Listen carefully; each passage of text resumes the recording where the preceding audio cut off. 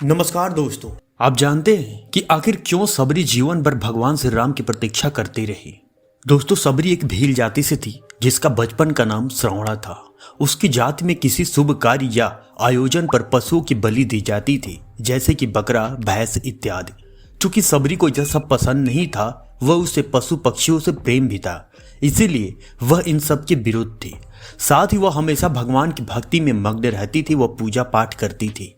उसके अंदर धर्म को और अच्छे से भी जानने की जिज्ञासा थी, ताकि उसको आत्मज्ञान मिल सके। दोस्तों, एक दिन सबरी के घर वालों ने उसका विवाह तय कर दिया। वह उस दिन पशुओं की बलि दी जानी थी। सबरी ने सोचा कि यदि वह घर से भाग जाए तो पशु बच जाएंगे।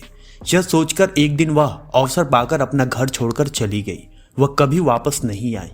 वह जंगलों में कई दिनों तक भटकी। वह अंत में उसे ऋषि मतंग का आश्रम दिखाई पड़ा।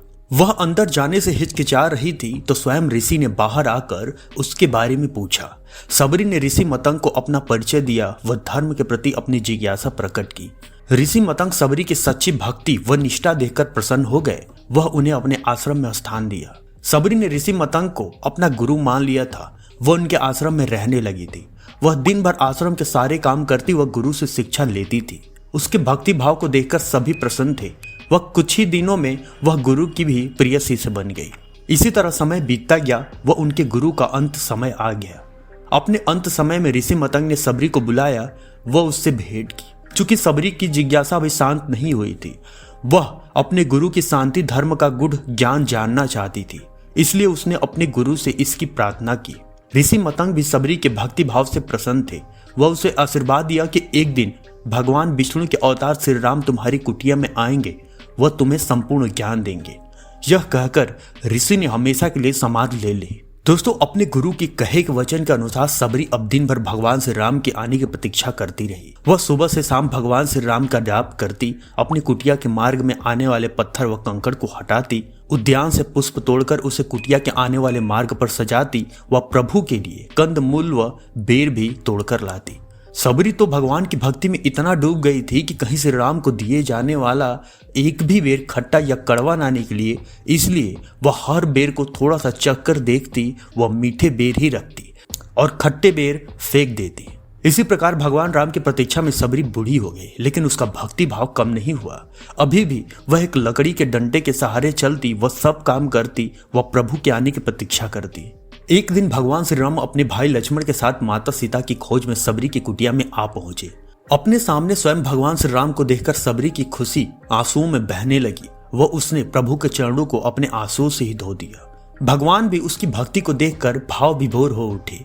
वे अपने भाई लक्ष्मण के साथ सबरी की कुटिया में गए। वह आसन ग्रहण किया। जब सबरी ने उन्हें खाने के लिए बेर दिया तो लक्ष्मण ने तो विस्मय किया, लेकिन प्रभु ने वे बेर अत्यंत प्रसन्न होकर खाए। अपने भक्त की ऐसी भक्ति देखकर प्रभु का मन भी बहुत आनंदित हो रहा था। इसके बाद सबरी ने प्रभु श्री राम को माता सीता की खोज में सहायता के लिए किष्किंधा के राजा बलि के भाई सुग्रीव का पता बताया। वह हनुमान का भी वर्णन किया। सबरी की सहायता व उसके मार्गदर्शन से ही भगवान श्री राम व लक्ष्मण सुग्रीव को ढूंढने में सफल हो पाए। इसके बाद सबरी उन्हें अपने गुरु की समाधि स्थल पर ले गई व उन्हें सब बात बताई। उसने भगवान श्री राम से उन्हें धर्म का संपूर्ण ज्ञान और मोक्ष की प्राप्ति की प्रार्थना की। भगवान ने भी सबरी की याचना को स्वीकार किया। वो उसे हृदय से ही धर्म का संपूर्ण ज्ञान दिया। स्वयं प्रभु से धर्म ज्ञान को पाकर सबरी की आत्मा तृप्त हो गई व उसे जन्म मृत्यु के बंधन से मुक्ति मिल गई। उसी समय सबरी की आत्मा को मोक्ष प्राप्त हो गया। दोस्तों, सनातन या हिंदू धर्म व भारतीयता के हर पहलू के बारे में हर माध्यम से जानकारी जुटाकर उसको पूर्ण व सत्य रूप से आप लोगों तक पहुंचाना मेरा कर्तव्य है।